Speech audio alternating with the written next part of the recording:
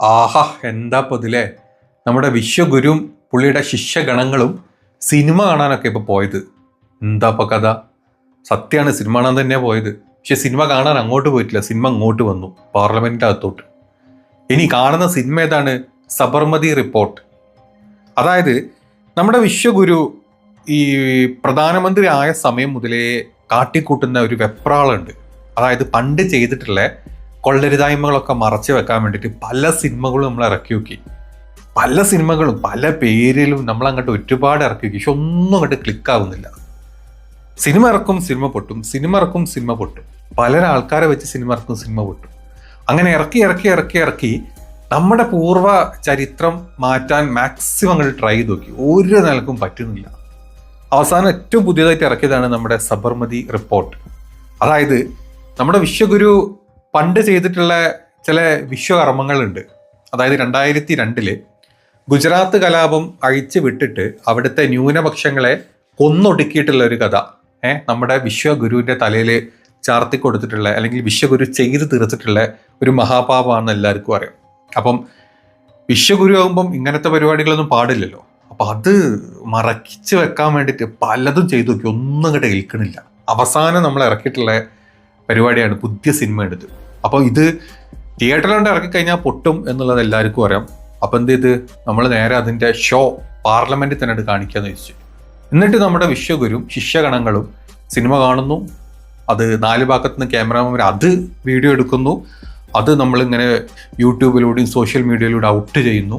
എന്നിട്ട് അവസാനം നമ്മൾ പറഞ്ഞു വെക്കുന്നത്, അതായത് ഗുജറാത്ത് കലാപം മുസ്ലിങ്ങൾ തന്നെ ഉണ്ടാക്കിയ സംഭവങ്ങളാണ്, അല്ലെങ്കിൽ ഗുജറാത്ത് കലാപം ഈ പറഞ്ഞ വിശ്വഗുരുവായിട്ട് യാതൊരു കണക്ഷനും ഇല്ല. അവിടുത്തെ കലാപം സമാധാനപരമാക്കാൻ വേണ്ടിയിട്ട് നമ്മുടെ വിശ്വഗുരു കാണിച്ചിട്ടുള്ള കാട്ടിക്കൂട്ടലുകളെല്ലാം കൂടെ മിക്സ് ചെയ്തിട്ട് നമുക്ക് സമൂഹത്തിൽ പരത്തണം. എങ്കിലേ നമ്മുടെ വിശ്വഗുരുവിൻ്റെ കൈ എന്താ പറയുക, ഈ കൈകളിൽ നമ്മുടെ സുരേന്ദ്രൻ പറഞ്ഞ പോലെ ഇതിൽ കറ പറ്റിയിട്ടില്ല എന്നൊക്കെ പറയണമെങ്കിൽ അങ്ങനെയൊക്കെ എന്തെങ്കിലും വേണം. അതിനിറക്കിയിട്ടുള്ള ഒരു സിനിമ, അതിൻ്റെ പ്രൊമോഷനും നമ്മുടെ വിശ്വഗുരു സ്വയം ഏറ്റെടുത്തു. അതാണ് ഈ സിനിമ. ഇനി അത് മാത്രമല്ല, ഇതിനെ വെളുപ്പിക്കാൻ വേണ്ടിയിട്ട് കുറേ സൃഷ്ടികളും പുറത്തോട്ട് വന്നിട്ടുണ്ട്. ആ സൃഷ്ടികളിൽപ്പെട്ട ഒരു സൃഷ്ടി പറഞ്ഞ കുറച്ച് കാര്യങ്ങൾ കിട്ടുമോ നമുക്ക്? ഫുള്ള് കോമഡിയാ, ചിരിക്കരുത് കേട്ടോ പ്ലീസ്. കഴിഞ്ഞ ദിവസം ഇന്ത്യയുടെ പാർലമെന്റിൽ അപൂർവമായി മാത്രം സംഭവിക്കുന്ന ഒരു കാര്യം നടന്നു. ഒരു സിനിമയുടെ പ്രദർശനമാണ് അവിടെ നടന്നത്. നരേന്ദ്രമോദി അടക്കമുള്ള പ്രമുഖരായിട്ടുള്ളവരെല്ലാം ആ സിനിമ കാണുകയും ചെയ്തു. ദേശീയ മാധ്യമങ്ങളൊക്കെ വലിയ വാർത്തയോടെ അത് പ്രസിദ്ധീകരിച്ചപ്പോൾ പക്ഷേ മലയാളത്തിലെ മാപ്രകൾ അത്ര വലിയ പ്രാധാന്യമൊന്നും കൊടുത്തില്ല. ഒരു മനസ്സില്ലാ മനസ്സോടെയാണ് ചിലരെങ്കിലും അത് പ്രസിദ്ധീകരിച്ചത്. ഒരുപക്ഷെ എൻ്റെ പൊന്നു സംഗീകുട്ട, നീ ഒരു കാര്യം മനസ്സിലാക്കണം, എൻ്റെ ചൊക്കൂടെ ഒരു കാര്യം മനസ്സിലാക്കണം. പ്രധാനമന്ത്രി ചെയ്ത ചെറ്റത്തരങ്ങൾ മറയ്ക്കാൻ വേണ്ടിയിട്ട് ഒരു സിനിമ ഇറക്കി അത് പാർലമെന്റിൽ കൊണ്ട് പ്രദർശിപ്പിച്ചു കഴിഞ്ഞാൽ മാപ്രകൾ എന്നല്ല, വിവരം ബോധമുള്ള സംഘികളല്ലാത്ത ഒരു പത്രപ്രവർത്തകരും അത് കാണിക്കാൻ വലിയ ഇൻട്രസ്റ്റ് ഒന്നും കാണിക്കില്ല. അത് വേറെ കാര്യം. അത് ഇജ്ജ് മനസ്സിലാക്കാത്തത് ഇച്ചൊരു 1-ാം തരം സംഖ്യ ആയതുകൊണ്ടാണ്. അപ്പൊ പിന്നെ എനക്കത് മനസ്സിലാവില്ല. എന്താണെങ്കിലും ബാക്കി പറ, കേൾക്കാം നമ്മള്. ജനങ്ങൾ കൂടുതൽ സത്യം അറിയണ്ട എന്ന് വെച്ചിട്ടായിരിക്കും. കാരണം അവർ മുൻപേ തന്നെ അങ്ങനെയാണ്. ഒന്നാമത് ആ സിനിമയുടെ പേരും അതിന്റെ ഇതിവൃത്തമാണ്. സിനിമയുടെ പേര് സബർമതി എക്സ്പ്രസ് എന്നാണ്. 2002 ഫെബ്രുവരി.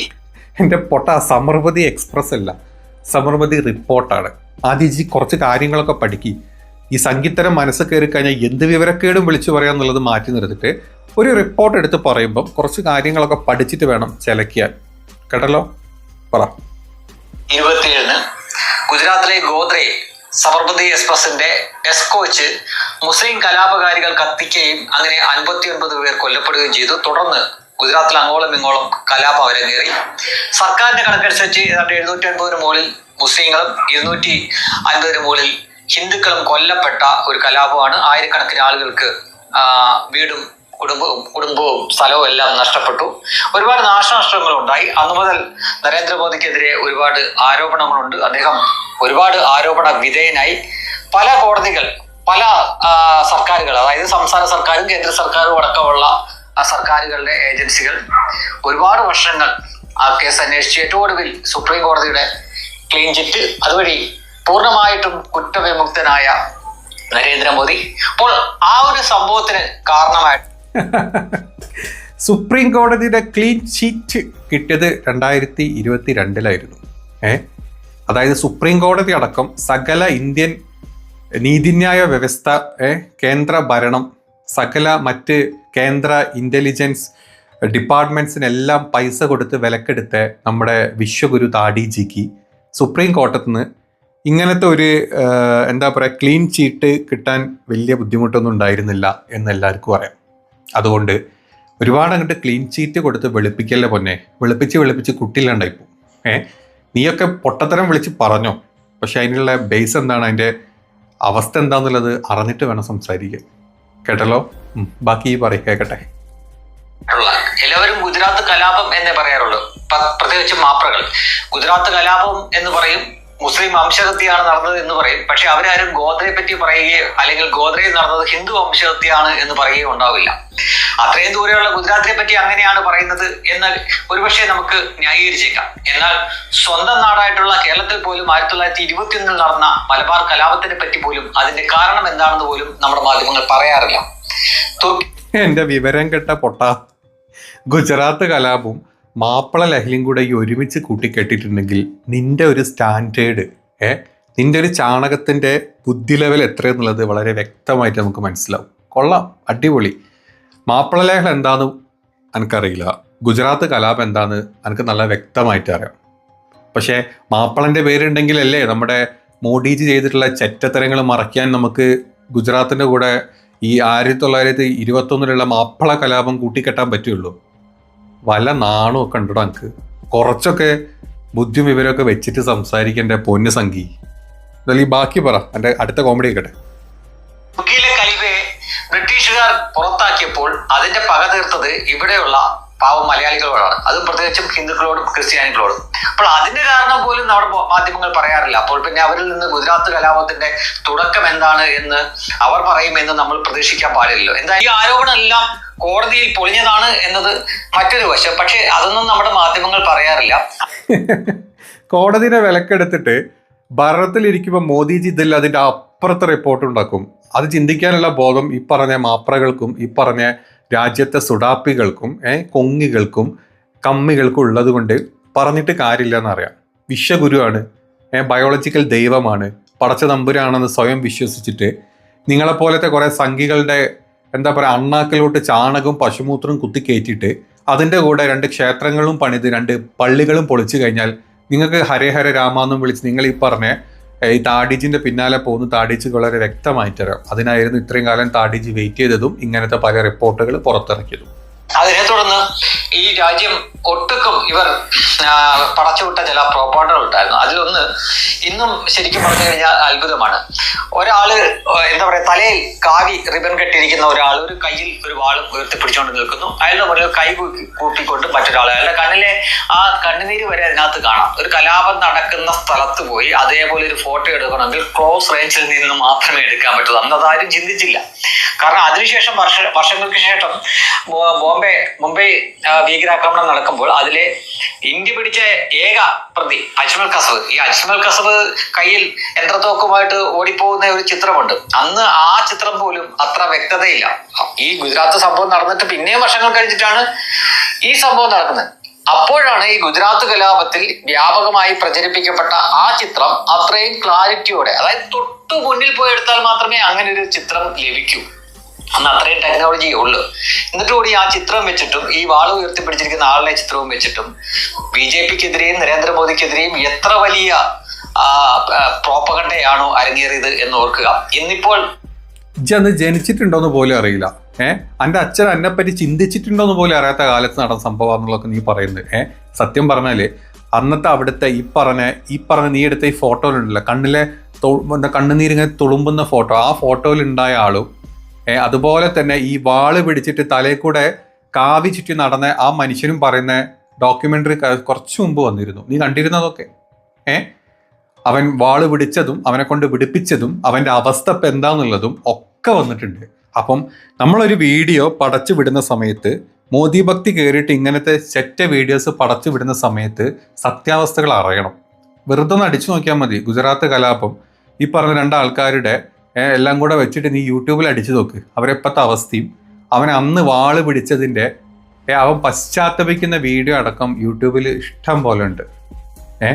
അന്ന് കണ്ടിട്ട് വേണം നീ സംസാരിക്കാൻ. വിവരക്കേട് നീ പറഞ്ഞോ, എന്ത് വേണേലും നീ പറഞ്ഞോ. പിന്നെ അത് മാത്രമല്ല, ഈ ഒരു സംഭവം, ഈ ഗുജറാത്ത് കലാപം യഥാർത്ഥ അതിൻ്റെ അവസ്ഥ, അതിൻ്റെ റിപ്പോർട്ട് എടുത്തിട്ട്, ആ റിപ്പോർട്ട് അതായത് ഒരു ഇൻ്റലിജൻസ് റിപ്പോർട്ട് എടുത്തിട്ട് BBC ഒരു ഡോക്യുമെൻ്ററി ചെയ്തിരുന്നു. ഈ പറഞ്ഞ ഇന്ത്യയിലെ പല യൂണിവേഴ്സിറ്റികളിലും, BJP ഭരിക്കാത്ത ഇന്ത്യയിലെ പല സംസ്ഥാനങ്ങളിലും ഈ ഒരു ഡോക്യുമെൻ്ററി പ്രദർശിപ്പിച്ചിരുന്നു കഴിഞ്ഞ കുറച്ചു കാലം മുമ്പ്. അന്ന് അവിടെ ഒക്കെ പോയിട്ട് തല്ലും പിടിയുണ്ടാക്കി ഈ പറഞ്ഞ ഡൽഹിയിലുള്ള പല യൂണിവേഴ്സിറ്റികളിലും ഇത് പ്രദർശിപ്പിച്ച സമയത്ത് അവിടുത്തെ കറണ്ട് വരെ ഓഫാക്കി, നെറ്റ് വരെ ഓഫാക്കിയിട്ടുള്ള തരിയുടെ പാർട്ടിയാണ് നിങ്ങളുടെ BJP പാർട്ടി, അല്ലെങ്കിൽ ABVP, സംഘപരിവാർ, RSS പ്രവർത്തകരെന്നുള്ള എല്ലാവർക്കും അറിയാം. അതിൻ്റെ കുറച്ച് ന്യൂസും കൂടെ വേണമെങ്കിൽ നീ കണ്ടോ. BBC ഡോക്യുമെന്ററി ഇന്ത്യയിൽ ഔദ്യോഗികമായി നിരോധിച്ചിട്ടില്ല. പക്ഷേ അതാരും കാണാൻ അനുവദിക്കില്ല എന്ന നിഗൂഢ നിലപാട് സ്വീകരിക്കാൻ മോദി സർക്കാർ ഉപയോഗിക്കുന്ന നിയമം ഏതാണ്? അത് എന്തിന്റെ അടിസ്ഥാനത്തിലാണ്?